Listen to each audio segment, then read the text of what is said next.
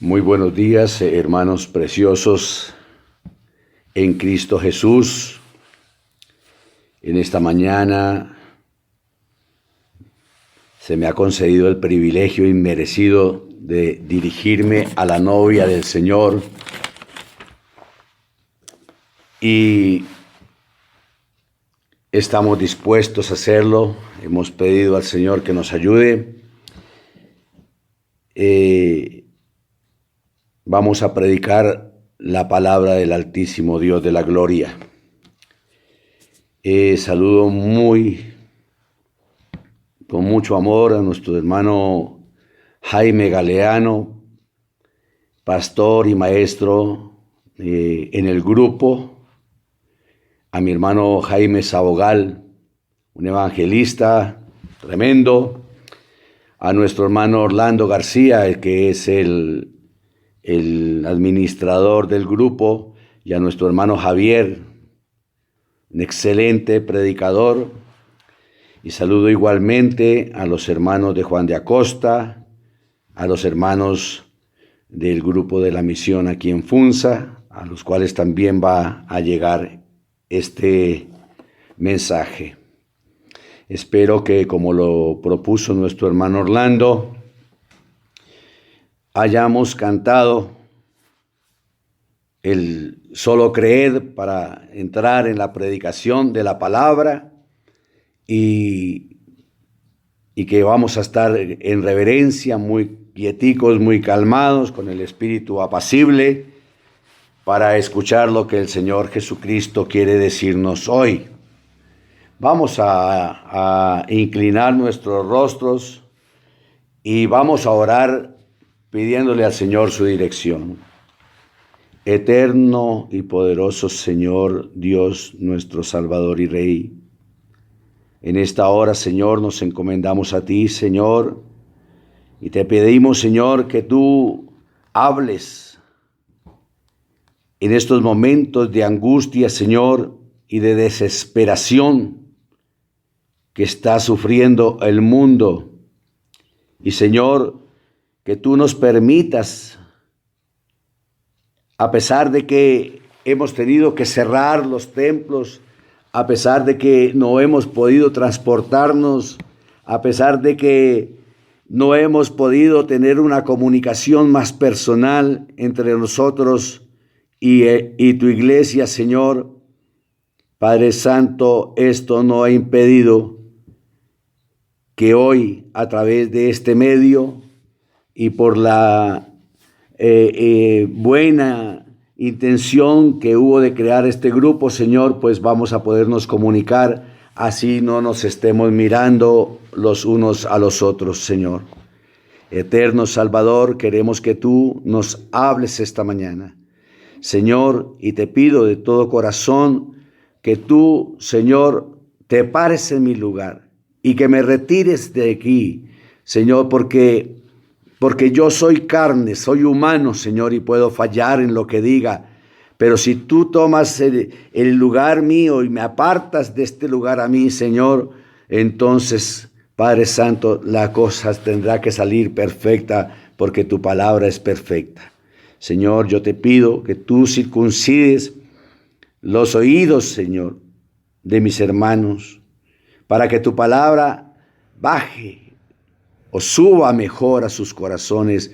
Y Padre Celestial, yo te pido que me bendigas, me purifiques, perdones mis faltas, Señor, y me permitas hablar con denuedo la palabra tuya, Señor. Padre Santo, lo pedimos en el nombre del Señor Jesucristo. Amén y amén. Bien, hermanos, les pido de todo corazón que abramos la Escritura en el libro de los Romanos, la carta de Pablo a los Romanos, y vamos a leer del capítulo 8, los versículos del 28 en adelante. Amén. Y les ruego el favor, nos pongamos de pie para poder leer la palabra. Y dice así. Espero que todos lo tengamos. Amén. del 28 al 32. Romanos 8, 28, 32. Dice así la potente y poderosa palabra del Señor. Y sabemos que a los que aman a Dios todas las cosas les ayudan a bien, esto es, a los que conforme a su propósito son llamados, porque a los que antes conoció, también los predestinó para que fuesen hechos conforme a la imagen de su Hijo, para que Él sea el primogénito entre muchos hermanos. Y a los que predestinó, a estos también llamó, y a los que llamó, a estos también justificó, y a los que justificó, a estos también glorificó. ¿Qué pues diremos a esto? Si Dios es por nosotros, ¿quién contra nosotros? El que no escatimó ni a su propio Hijo, sino que lo entregó por todos nosotros, ¿cómo no nos dará también con Él todas las cosas? Que el Señor añada bendiciones a su palabra. Pónganse cómodos cada cual allá en la sala de su casa, en su dormitorio, donde quiera que estén. Y vamos a hablar de un tema que aparentemente es sencillo para todos, pero que es bien difícil de verdad para su cumplimiento. Y vamos a hablar de un mensaje predicado el 28 de octubre de 1963 y que el siervo del Señor lo predicara inspirado por el Espíritu Santo y que lo tituló Perdón. Vamos a hablar sobre perdón. Amén. Y bien, hermanos, la palabra perdón es una palabra pues muy bonita, ¿verdad? La palabra perdón es una palabra que aparentemente nos facilita las cosas. La palabra perdón es una palabra que nos abre un sendero, pero para que esto se suceda, tiene que haber sinceridad en nuestro corazón. Amén. Dios nos habla en su palabra que Él nos ha dado todas las cosas. Nos dará todas las cosas. Y vamos a mirar que esa palabra gloriosa, al ser perdonado, pues todos somos culpables de pecado, todos hemos pecado y estamos destituidos de la gloria de Dios y Dios por medio de su Hijo nos ha perdonado de esta culpa de iniquidad y pecado. Recordemos que la Escritura dice que por cuanto por un hombre entró el pecado al mundo, por el pecado entró la muerte. Y eso, desde allá, desde el Edén, la verdad es que todos fuimos contaminados con eso. Eso es lo que vamos a tratar en esta hora. La sangre de cómo la sangre es la única cosa que es el único medio que puede perdonar nuestros pecados, en la cual hallaremos perdón de pecados, porque todos estamos destituidos o nacimos destituidos de la gracia de Dios. Dios creó al hombre para que él fuera eterno, para que él no sufriera de necesidades, ni de angustias, ni de desesperaciones, ni de tristezas, nada de eso. El hombre fue hecho para eso, para que tuviera todo este tipo de cosas. Y es más, Dios fue creado para que el hombre no viera muerte. Es decir, el hombre nació para que fuera eterno, Amén. Yo quisiera que fuéramos al libro de los Romanos, aquí mismo, capítulo 5, verso 12. La Escritura dice: por tanto, como el pecador entró en el mundo por un hombre, Por tanto, como el pecado entró al mundo por un hombre y por el pecado la muerte, así la muerte pasó a todos los hombres por cuanto todos pecaron. Tremenda la palabra del Señor, ¿verdad? Entonces, vamos a mirar cómo es que a través de la sangre Dios nos va a permitir que nosotros alcancemos su misericordia.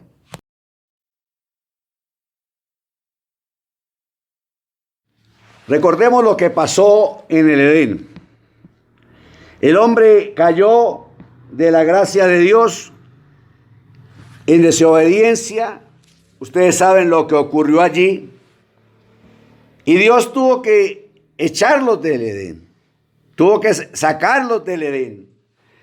Y a partir de ese momento en el que Dios tuvo que sacar al hombre, el hombre comenzó a buscar por sus propios medios la forma de solucionar el problema en el que se había metido. Entonces, el hermano nos dice aquí que el hombre, después de esa muerte espiritual de que había prometido el Señor que el día que comiesen del fruto prohibido, el árbol prohibido, el hombre moriría. Pero la palabra muerte significa separación. Separación. Ahora, me pregunto, ¿separación de qué? Separación de la presencia de Dios. Eso es lo que causó el pecado. Separarnos de la presencia del Altísimo Dios. Ahora, el hombre comenzó allí mientras estaba en la gracia de Dios, él y su mujer no se veían desnudos. Pero cuando ellos cometen el pecado, ellos descubrieron que estaban desnudos. Y esa es la pregunta que el Señor le hace. ¿Quién te dijo que estaba desnudo? A partir de ese momento, el Señor sabe que el hombre ha perdido su inocencia. Y entonces el hombre comienza a hacerse unos delantales de hoja de higuera. Y de esas hojas de higuera, que significan voy a buscar por mis propios medios cómo soluciono. Seguramente el hombre había podido interceder ante nuestro Padre Celestial y decir, hemos fallado, Señor, ten misericordia, pero no, él se escondió y buscó la forma de tapar su vergüenza.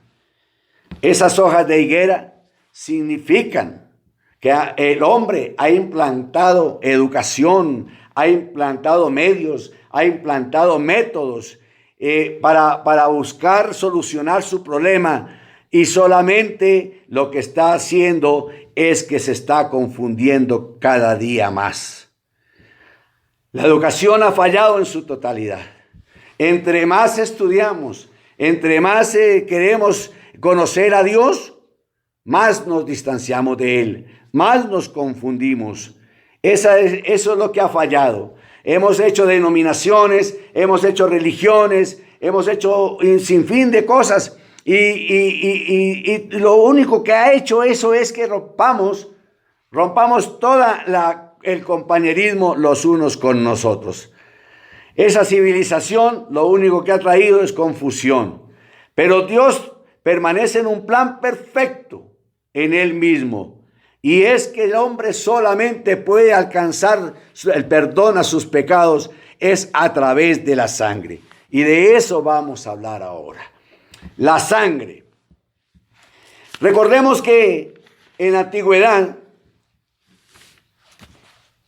el hombre tenía que ir a expiar cada año o llevar un cordero de expiación cada año para que el sacerdote sacrificara y ese cordero y que ese cordero pagara por las culpas del que lo había llevado. Es decir, todos teníamos que llevar un cordero para que fuera sacrificado, para que hubiera remisión de pecados, para que ese hombre fuera perdonado por las faltas que había cometido. Pero ¿qué pasó? Allí el sacerdote examinaba aquel cordero y ponía las manos hacía que la persona a la que se le iba a perdonar sus faltas pusiera las manos sobre la cabeza de aquel cordero. Y entonces el sacerdote procedía a degollar el animal. Cuando cortaba su cuello, la sangre comenzaba a salir a borbotones eso era lo que le iba a causar la muerte, en otras palabras. Y el hombre que había puesto sus manos sentía cómo aquel animalito se estremecía, cómo temblaba, cómo no podía impedir, y seguramente balaba aquel cordero en su dolor y en su angustia cuando la muerte lo estaba alcanzando. Y el hombre, la sangre corría a través de aquellas manos, de aquel pecador que había llevado ese cordero para que él fuera el que pagara por las culpas que él había cometido. Yo hago un alto aquí, yo hago un pare aquí, pero me parece tan extraño, raro. Además tenemos un Dios raro que siempre ha tenido que hacer las cosas de una manera que uno no lo entiende. Hoy en día la justicia ve a un hombre que comete un delito, que comete un pecado, que comete una falta, y ese hombre tiene que ir a pagar por lo que ha hecho. Ese hombre tiene que ir a pagar en una prisión o una retención, o a través de dinero pagar por el delito que cometió. El Antiguo Testamento es la parte distinta que uno puede ver de nuestro Salvador y Rey. Uno no entiende, o quien entendiera a Dios más bien. La ley dice que si usted hace un pecado, si comete un delito en el Antiguo Testamento, un inocente que pague. Un inocente que pague. Conocemos el dicho que dice que el que la hace la paga. ¿O no es así, hermanos? El que la hace la paga. Pero con el Señor, usted comete un delito, o los que cometieron el delito en el Antiguo Testamento tenían un cordero para llevarlo, para que fuera Él el que pagara por lo que usted había hecho. Y qué cosa tan tremenda, hermanos. Qué cosa tan tremenda, de verdad, porque a través de eso nos hemos podido ver, por ejemplo, cómo a través de la sangre, ese pecador que había puesto las manitas sobre el cordero, era perdonado de todas sus faltas, era perdonado de todos sus pecados. Pero más se tardaba, aún con las manos ensangrentadas, en volver a incurrir en los delitos. Entonces, él al año siguiente tenía que volver a pedir perdón por todo lo que él había cometido. Es tremendo, ¿verdad? Eso es tremendo. Y eso se fue convirtiendo en una tradición, y en una tradición, y en una tradición, en la medida en que pasaron las generaciones. Y eso se fue tomando como un hay que hacerlo, hay que ir, hay que llevar el cordero. Pero se perdía la verdadera esencia, que era reconocer que Dios le había dado al hombre un sustituto para que pagara por las faltas que él había cometido. Vemos, por ejemplo, en la antigüedad, cómo Dios, allá en las últimas plagas que Dios mandó sobre Egipto, vemos cómo la última es la muerte de los primogénitos. La muerte de los primogénitos. Entonces el Señor mandó que sacrificaran un cordero, el cordero de la Pascua, y con esa sangre cada familia pintara los dinteles, las columnas de su casa, para que en esa última plaga todos los primogénitos de Israel no perecieran, no murieran, pero sí iban a morir todos los primogénitos que estaban en Egipto. Esto nos enseña varias cosas, hermano. En aquel tiempo el animal moría, que era un cordero, y para mostrar que el animal estaba muerto, la sangre estaba sobre la puerta, lo cual la vida que estaba en el animal no podía venir sobre el adorador. Pero hoy, habiendo sido derramada la sangre del propio Hijo de Dios en el Calvario para nuestro perdón y liberación, la vida que estaba en esa sangre era Dios mismo. Y el Espíritu Santo regresa sobre la iglesia y sobre el creyente hoy a través de la sangre del Cordero inmolado desde antes de la fundación del mundo. Déjenme decirle, hermanos, que hoy, así Dios como utilizó un sustituto allá en la antigüedad para que el hombre no muriera, sino que alguien pagara por lo que el hombre estaba haciendo. Hoy en día también Dios nos ha dado o nos mandó el sustituto para que nosotros encontremos el perdón de los pecados a través de su sangre derramada. Hoy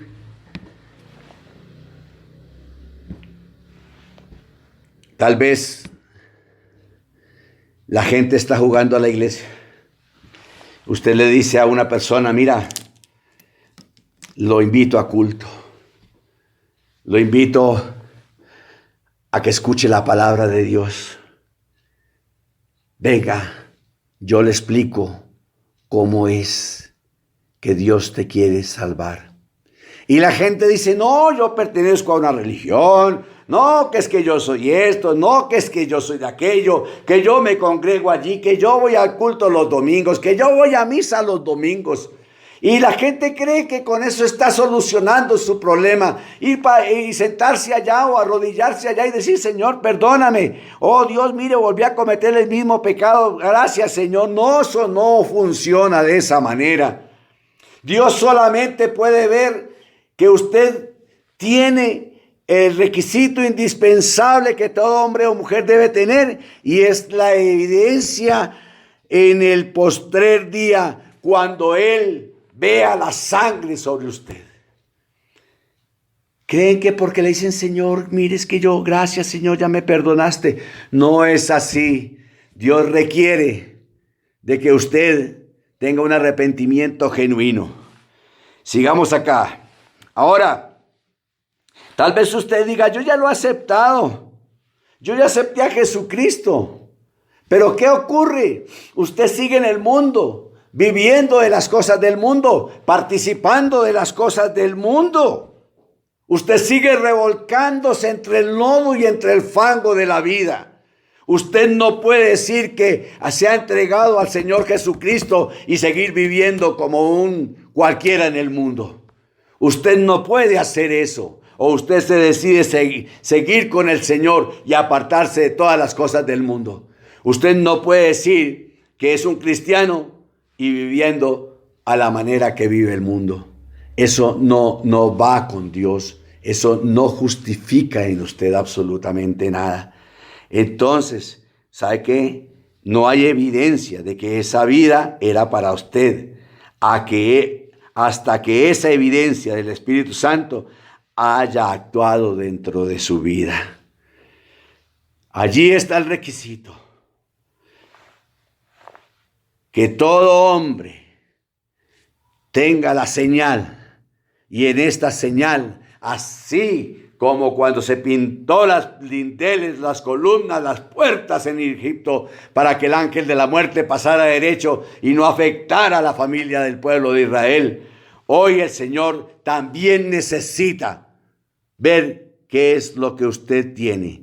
Cuando yo vea la sangre, dice el Señor, cuando yo vea la sangre, esa sangre del Antiguo Testamento es la misma sangre del Nuevo Testamento. En el Antiguo Testamento mostró que un sustituto había sido aceptado, pero el que rendía culto salía con la misma conciencia de culpabilidad. Es decir, salía con lo mismo, iba a hacer las mismas cosas, iba a participar del mundo nuevamente y salía con esa culpabilidad con la que había entrado y con la que había ofrecido su cordero. Eso pasa hoy en día también en la iglesia. Hoy nos vestimos de una espiritualidad tremenda. Hoy nos vestimos de una santidad tremenda. Pero déjeme decirle una cosa, hermano, más vale que nos mostremos ante el Señor en la forma correcta como usted es, para que el Espíritu Santo pueda penetrar en usted y transformar la vida que usted tiene, no solamente la suya. Yo soy el primero que necesita que el Espíritu Santo entre en mi vida y me reargulla de todo pecado y me coloque en el verdadero lugar que Dios tiene destinado para mí. No podemos servir a dos señores. O usted sigue al Señor o se queda en el mundo. La Escritura dice: por cuanto no fuiste ni frío ni caliente, te vomitaré de mi boca. Si usted quiere seguir siendo malo, quédese allá. De pronto le va mejor. Después puede alcanzar misericordia. Yo puedo venir aquí a la iglesia y estar en la iglesia y sentar en la iglesia y no sentir absolutamente nada de ningún cambio en mi vida, hasta que usted no tome conciencia que solamente la culpa suya la puede expiar en la sangre del Hijo de Dios, que vino, era el Cordero inmolado desde antes de la fundación del mundo. No importa cuál sea el credo que usted tenga, no importa dónde se congregue usted, no importa eso, pero si puede congregarse donde la palabra de Dios es predicada con sinceridad, como lo enseñó el Espíritu Santo a través de un siervo, de un profeta, mejor. Pero usted se congrega donde tergiversan la palabra, donde la enseñan a su acomodo, donde la enseñan a su manera. Pastores que permiten que la iglesia entre mujeres vestidas no conforme manda el Señor, sino llenas de vulgaridad y atrevimiento. Donde permiten que el hombre, la mujer se enseñoree del hombre, donde tienen mujeres predicadoras. Eso no es así. Eso no es así. Usted tiene que buscar algo donde la gente, los pastores, los predicadores, la misma esencia del Espíritu Santo nos obligue a caminar con lazos de amor a través del sendero que ha mostrado el Espíritu Santo a través de nuestro hermano profeta. La Escritura habla de eso. Ahora, no tenían más conciencia de pecado. Allí lo habían perdido todos. Pero cuando usted trae ese cordero con sinceridad, cuando usted acepta al cordero en la forma correcta, usted ha pasado de muerte a vida. Usted está vivo nuevamente en Cristo Jesús. La gracia que se había perdido, usted ahora nuevamente la ha adquirido a través de Cristo Jesús, con vida eterna. El Espíritu Santo morando, estando en usted y produciendo de nuevo la vida de Jesucristo en su vida. No importa la denominación. Amén. Déjeme. Ha transcurrido ya 20 y algo minutos y yo quisiera hablar de algo que es bien importante. El Señor Jesucristo vino para que nosotros tengamos vida y la tengamos en abundancia. Él vino a salvar lo que se había perdido. Él vino a recuperar esas escrituras que el enemigo se robó en el Edén. Él vino a hablarnos y a decirnos: todavía los amo porque tú eras la obra magna que yo había creado. Y ahora necesito recuperar al hombre. Necesito que cada persona vuelva nuevamente a esa gracia que se había perdido en el Edén. Y esa gracia hoy la tenemos a través de Jesucristo. El pueblo de Israel nunca pudo entender ni conocer a su Creador. A lo suyo vino y los suyos no le recibieron. Pero al no haber sido recibido el Cordero de Dios, esa gracia se extendió a nosotros, a ustedes, mis hermanos, que están al otro lado de este aparato, y hacia mí. La gracia de Dios estaba en el corazón. Ahora el Señor venía a entregárnosla. Ahora Él venía a decirnos que Él iba a pagar el precio por el cual nosotros deberíamos morir.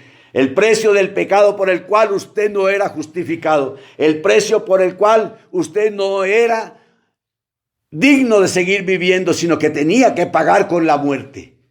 Pero ese sustituto que vino a recuperar nuestra vida, a recuperar nuestra existencia, a darnos vida y vida en abundancia, ahora estaba dispuesto a pagar por todos y cada uno de nosotros. Déjeme decirle, hermano, alguna vez, tal vez hace algunos años, cuando prediqué por primera vez este mensaje, que hoy resultó ser diferente, no entiendo por qué, pero resultó ser diferente a lo que se habló en aquella ocasión. Si hay algo que quiero que se pueda tocar, y es que el Señor Jesucristo vino a hablar directamente y en una forma personal con cada uno de nosotros. Esto no es colectivo, esto es individual. Dios tratando con usted. Y ahora vamos a mirar algo de lo que de verdad pasó, de lo que yo tal vez en aquella ocasión también lo dijera, pero seguramente no lo pude decir como tal vez hoy va a salir de una manera diferente.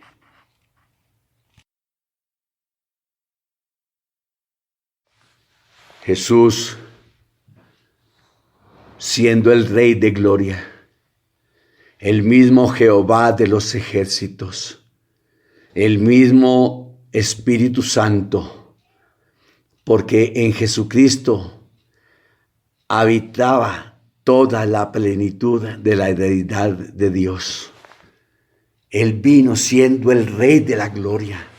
Él vino siendo el gran yo soy. Él vino siendo el gran Melquisedec, el sumo sacerdote, el del linaje puro, el que no tenía ni principio ni fin de días.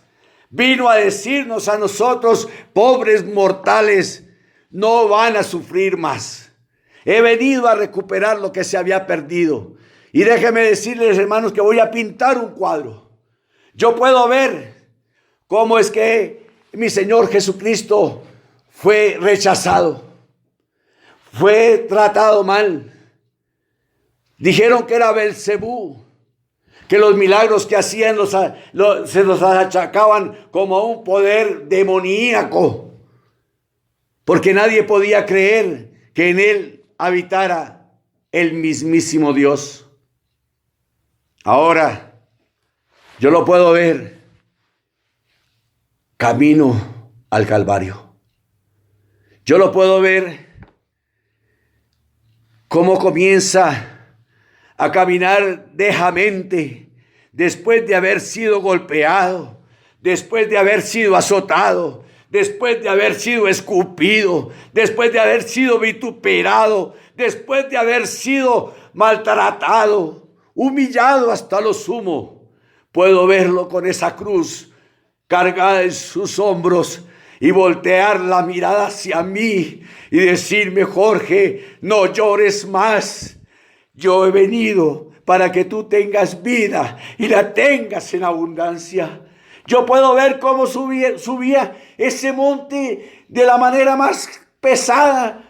Yo podía saber cómo sus pies tropezaban contra las piedras. Yo podía ver cómo él sufría de una manera estrepitosa, porque yo era el encargado de que él diera la vida, su sangre y todo su ser por perdonarme a mí. Yo puedo verlo colgado de aquel madero. Yo puedo verlo allí. Ya sus pies, sus piernas no resistían su peso. Ya él colgaba de sus brazos y aquel pecho se apretaba. Y aquí ya sus pulmones casi ni respiraban. Pero él volteó a mirarme nuevamente y levantando sus ojos al cielo dijo: Señor, perdónalos porque no saben lo que hacen. Yo me pregunto qué clase de moribundo era aquel.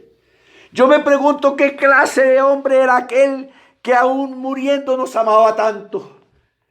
Yo quiero saber qué clase de hombre era aquel